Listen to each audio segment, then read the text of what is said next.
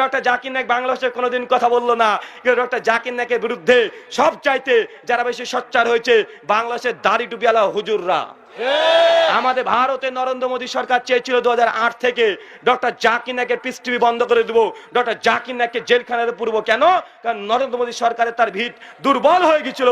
Doctor Zakir Naik যখন মুম্বাই সুমাই গ্রাউন্ডে এই পিস কনফারেন্স করতো, গোটা বিশ্ব জগৎ মিলে ওই পিস কনফারেন্সেই একটা আলোচনাতেই ডক্টর জাকির নায়েকের বক্তৃতায় হাজার হাজার মানুষ ইসলাম কবুল করতো। নরেন্দ্র মোদী সরকার বুঝে নিয়েছিল আমাদের ভারতের ডক্টর জাকির নায়েক যদি 10 বছর এইভাবে দাওয়াত দিতে থাকে ভারতে হিন্দু খুঁজে পাওয়া যাবে না।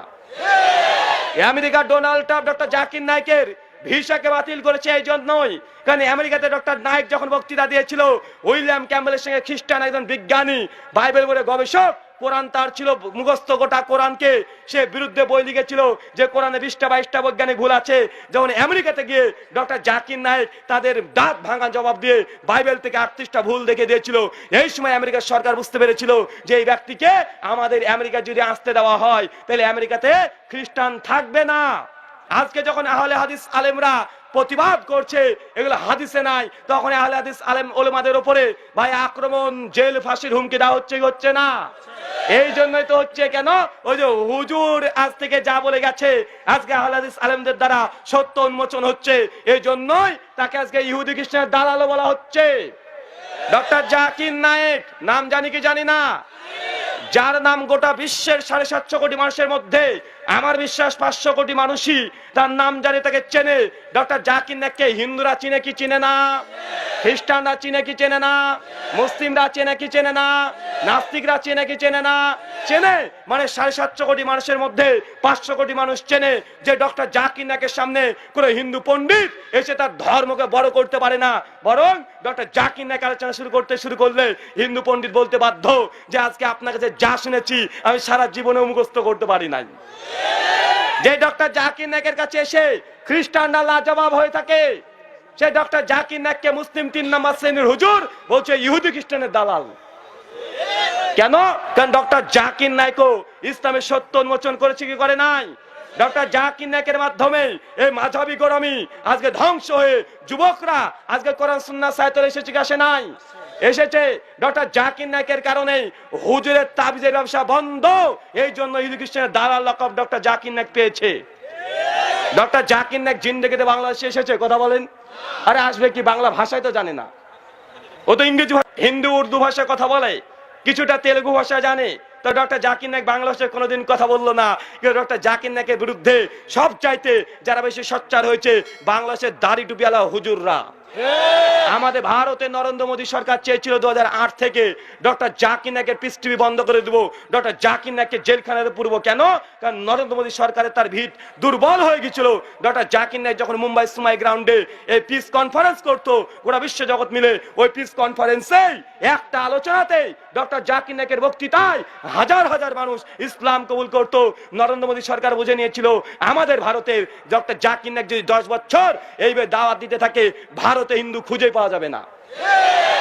আমেরিকার ডোনাল্ড ট্রাম্প ডক্টর জাকির নায়েকের ভিসাকে বাতিল করেছে এই জন্যই, কারণ আমেরিকাতে ডক্টর নায়েক যখন বক্তৃতা দিয়েছিল উইলিয়াম ক্যাম্বেলের সঙ্গে খ্রিস্টান একজন বিজ্ঞানী বাইবেল বলে গবেষক, কোরআন তার ছিল মুখস্থ, গোটা কোরআনকে সে বিরুদ্ধে বই লিখেছিল যে কোরআনে 20টা 22টা বৈজ্ঞানিক ভুল আছে। যখন আমেরিকাতে গিয়ে ডক্টর জাকির নায়েক তাদের দাঁত ভাঙা জবাব দিয়ে বাইবেল থেকে 38টা ভুল দেখে দিয়েছিল। এই সময় আমেরিকার সরকার বুঝতে পেরেছিল যে এই ব্যক্তিকে আমাদের আমেরিকা যদি আসতে দেওয়া হয় তাহলে আমেরিকাতে খ্রিস্টান থাকবে না। এই জন্য ডোনাল্ড ট্রাম্প তারাও ডক্টর জাকির নায়েকের ভিসাকে বন্ধ করে দিয়েছে, বাতিল করে দিয়েছে। ব্রিটেনে একই অবস্থা, চারিদিকে গোটা বিশ্ব জগতে 17টা বৃহত্তর দেশগুলোতে ডক্টর জাকির নায়েকের আজকে ভিসাকে বন্ধ করে দিয়েছে। কেন?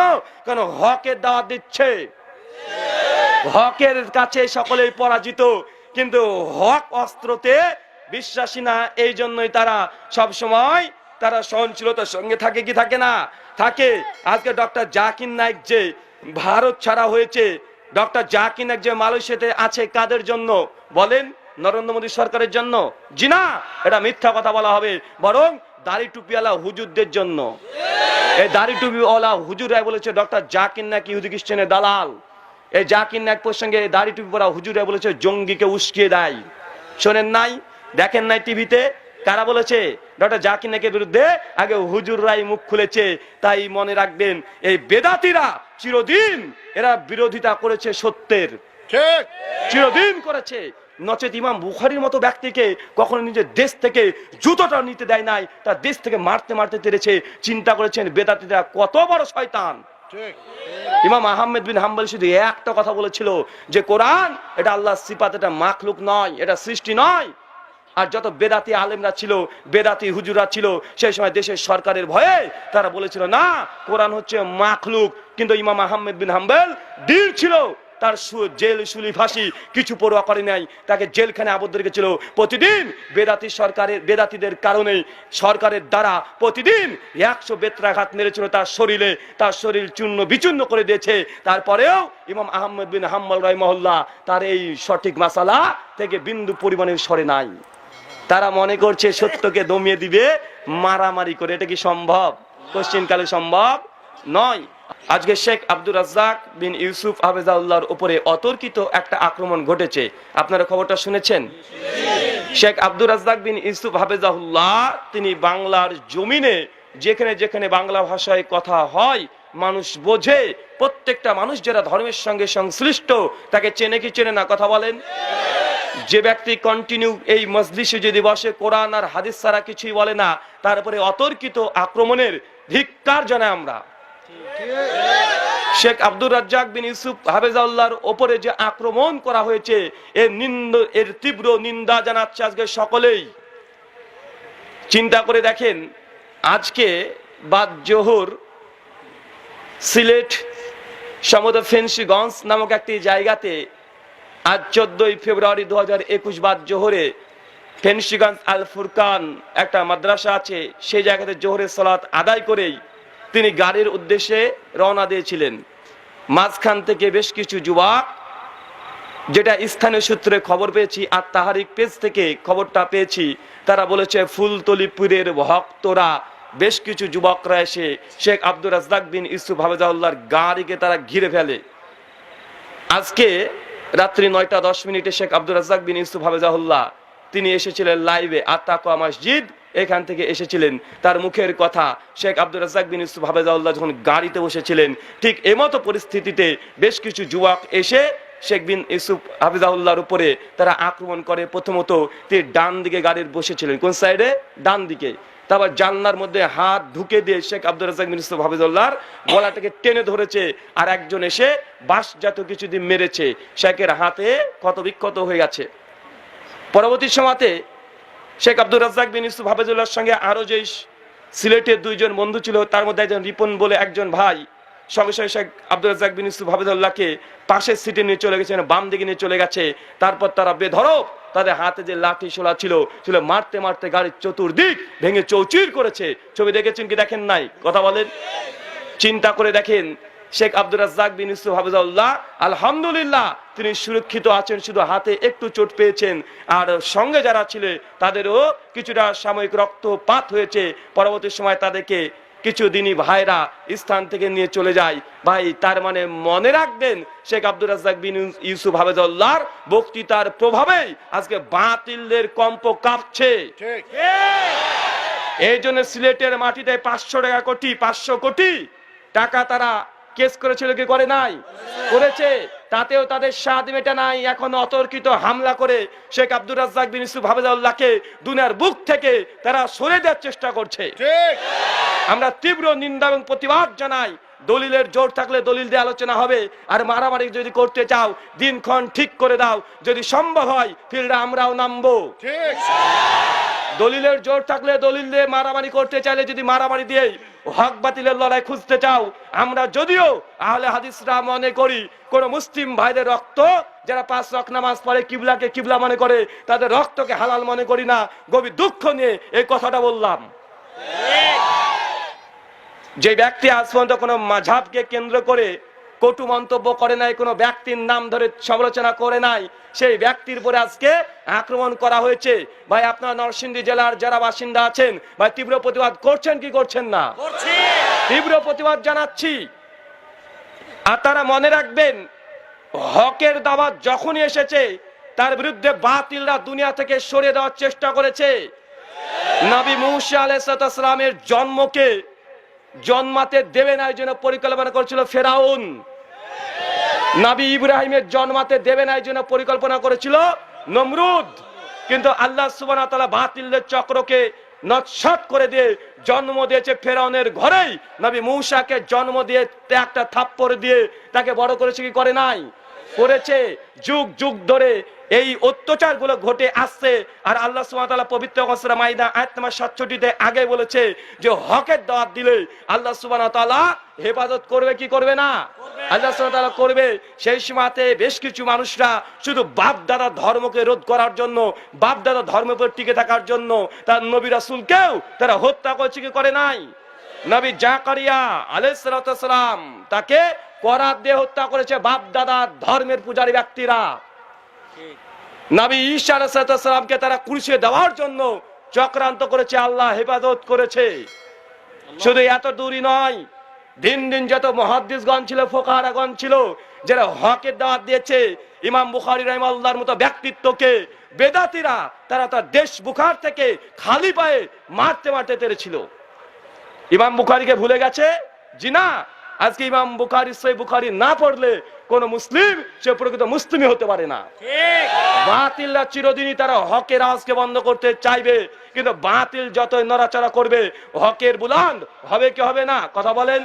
জি, নবী ইব্রাহিম থেকে শুরু করে নবী রাসূলের উপর অত্যাচার যেমন হয়েছে, ঠিক একই ভাবে তার অনুসারী আহলে হাদিস মুহাদ্দিসগণ ইমাম বুখারী, ইমাম ইবনু তাইমিয়াকে সেই সময়তে 23টা বছর জেল কাটেছে বেদাতীরাই। ঠিক। আজকে যারা পীর পূজারী, মাজার পূজারী, আজকে দলিলের জোরে যখন পারছে না, তারা আজকে দুনিয়া থেকে সরিয়ে দেওয়ার পরিকল্পনা করছে। আমাদের পশ্চিম বাংলা একজন আমাদের আলেমে দ্বীন আছে, নাম হচ্ছে শেখ আনারুল হক ফাইজি হাফেজাহুল্লাহ। তার সঙ্গে একবার আসামে বিতর্ক হয়েছিল এইসব মাযহাবী মুকাল্লিদদের সঙ্গে। মাযহাবী মুকাল্লিদরা জানে শেখ আনারুল হক ফাইজি তিনি এমন একজন ব্যক্তিত্ব, তার কিতাবপত্র লাগে না, শুধু মাথাটা যদি তার সঙ্গে থাকে, যে কোনো বিদাতিকে তিনি তাৎক্ষণিক বিতর্ক করে, বাস করে, মুনাজারা করে, দলিলের আলোকে তাকে পরাস্ত করে হাবুডুবু খাইয়ে ছাড়ে। শেখ আনারুল হক ফাইজি, আব্দুল্লাহ সালাফি হাফেজাহুল্লাহ আমাদের পশ্চিম বাংলার আহলে হাদিসদের মাথার মুকুট। তারাই ধরে রেখেছে পশ্চিম বাংলার বাংলাভাষীদের মানুষের মধ্যে শুধুমাত্র আহলে হাদিস মানহাজকে। যখন শেখ আনারুল হক ফাইজি হাফেজাহুল্লাহর সঙ্গে প্রথম এই বেদাতীদের সঙ্গে বিতর্ক হয়েছিল ভারতের পশ্চিম বাংলার দিনাজপুরে, সেই সময় স্টেজে তারা আক্রমণ করেছিল, তারাই করেছিল। পরবর্তী সময়তে শেখ আনারুল হক ফাইজি হাফেজাহুল্লাহ যখন আসামের বুকে মুনাজারা করতে আসে, যখন দেখছে বেদাতীরা আহলে হাদিসদের দলিলের কাছে পরাস্ত হয়ে গেছে, ঠিক এই সময়তে শেখ আনারুল হক ফাইজিকে লক্ষ্য করে তার স্টেজে বোম মেরেছিল 10 লক্ষ মানুষের সামনে। কেন? কারণ তারা জানে আনারুল হক ফাইজি যে থাকে, দলিলের জোর সেখানে চলবে না।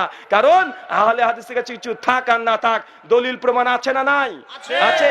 এই জন্য আহলে হাদিস আলেমদেরকে তারা যখন দলিলে পারে না, কাকে বোম মারে, কাকে আক্রমণ করে, তার জ্বলন্ত প্রমাণ আজকেও তারা দেখিয়েছে।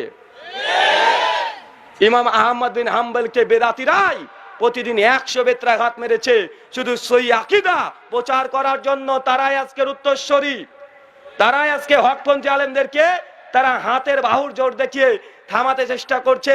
ইমাম আবু হানিফাকে এইসব বেদাতীর বংশধররাই তারাই বিষ পান করে জেলখানায় হত্যা করেছে। ঠিক। আমরা ইতিহাস ভুলি নাই। আহলে হাদিসের ইতিহাস হচ্ছে আন্দোলনমুখী ইতিহাস, মার খাওয়ার ইতিহাস। মার খেয়ে খেয়ে আজকে গোটা বাংলাদেশে 4 কোটি আহলে হাদিস হয়েছে কি হয় নাই? কথা বলেন। কখনোই কোশ্চিন কালেও আহলে হাদিসকে তারা পরাজিত করতে পারবে না। আল্লাহর নবী এই কথাই ভবিষ্যৎবাণী করে গেছেন। সুনান তিরমিজি কিতাবুল ফিতান হাদিস নাম্বার 2192 এবং সুনান তিরমিজি কিতাবুল ফিতান হাদিস নাম্বার 2229। সুনান ইবনে মাজাহ মুকাদ্দামাত 6 নম্বর হাদিস, সহিহ মুসলিম কিতাবুল ইমারাত হাদিস নাম্বার 5059, সহিহ বুখারী হাদিস নাম্বার 7084। প্রথমে যে হাদিসটা পাঠ করেছি, বিশ্বনবী তিনি বলছেন, ইজা ফাসাদুল শাম ফালা খায়রি ফিকুম লা তাজালু তায়ফাতুন মিন উম্মতি। আল্লাহ রাসূল বলছে লা তাজালু তায়ফাতুন মিন উম্মতি, আমার এই উম্মতের মধ্যে একটা হকপন্থী জামাত থাকবে। তায়ফাতুন একটাই দল থাকবে, আলাল হক, তারা হকে পুরো প্রতিষ্ঠিত থাকবে। আল্লাহ সুবহানাহু ওয়া তাআলা বলছে মানসুরিন, আমি এই দলটাকে সাহায্য করব, সহযোগিতা করব। কতদিন? সাত কিয়ামত পর্যন্ত বিরুদ্ধ আচরণকারীরা যতই বিরোধিতা করুক না কেন, হকপন্থী জামাতের তারা একটা পশমও বাঁকা করতে পারবে না। চিন্তা করে দেখেন, তারা আজকে গোটা বাংলাদেশে 15 কোটি আছে, 4 কোটি আছে শুধুমাত্র আহলে হাদিস। তারা যদি চাইতো আহলে হাদিসকে তারা দুনিয়া থেকে সরে দিতে পারতো। ভাবুন তো, আহলে হাদিস দিন দিন সংখ্যায় কমছে না বাড়ছে? আহলে হাদিসের মসজিদকে তারাই আক্রমণ করে মসজিদ ভেঙে দেওয়ার চেষ্টা করেছে। কোন আহলে হাদিস আজ পর্যন্ত কোন হানাফি ভাইদের মসজিদ মাদ্রাসা ভেঙেছে? কথা বলেন জি না। আহলে হাদিসের মাদ্রাসাকে তারাই ধ্বংস করে, তারাই আগুন দিয়ে পুড়িয়ে দেয়। মুরগির শুধুমাত্র ফার্ম বলে আগুন দিয়ে জ্বালিয়ে পুড়ে ছারখার করেছে, কি করে নাই? ভোলার মসজিদ সাক্ষী আছে, জামালপুরে মসজিদ সাক্ষী আছে। অজস্র বাংলার বুকে আহলে হাদিস যুবকদেরকে মসজিদ থেকে লাথি মেরে বের করে দেয় কি দেয় না? দেয়। কিন্তু আল্লাহ রাসূল যে ভবিষ্যৎবাণী করে গেছে, লা তাজালু তাইফাতুন মিন উম্মতি আলাল হক মানসুরিন। আলাল হক শব্দ আছে সেই মুসলিম, মানসুর হচ্ছে ইবনে মাজাতে। তার মানে বিশ্বনবী ভবিষ্যৎবাণী করে গেছে, বিরুদ্ধ আচরণকারীরা যতই বিরোধিতা করুক না কেন, এই হকপন্থী জামাতের একটা লোম তারা বাঁকা করতে পারবে না। তা আজকে প্রমাণ দেখেছেন কি দেখেন নাই? জি দেখেছেন, শেখ আব্দুর রাজ্জাক বিন ইউসুফ হাফিজুল্লাহ আলহামদুলিল্লাহ তিনি সুরক্ষিত আছেন। আল্লাহ চাইছেন তাকে দিনের কাজ আরো আগিয়ে নেবেন। যেদিন আল্লাহর প্রয়োজন শেষ হয়ে যাবে, আল্লাহ তাকে তুলে নেবেন। যদি মৃত্যুবরণ করতো, শহীদের মর্যাদা পেত কি পেত না? জি, আমরা সেটাই চাইছি। তোমরা গুলি করে মারতে চাও, মেরে দাও, আমরা তো শহীদ হয়ে যাবা। তুমি মরো, তারপরে বসবা। তুমি বাপ দাদার ধর্মে তুমি প্রচার করতে গিয়ে তোমার অবস্থাটা কি হয়? আল্লাহ সুবহানাহু ওয়া তাআলা তুমি আমাদেরকে শেখ আব্দুর রাজ্জাক বিন হাফিজাহুল্লাহর জন্য নরসিংদীর বাসীরা বিশেষ করে দোয়া করবেন।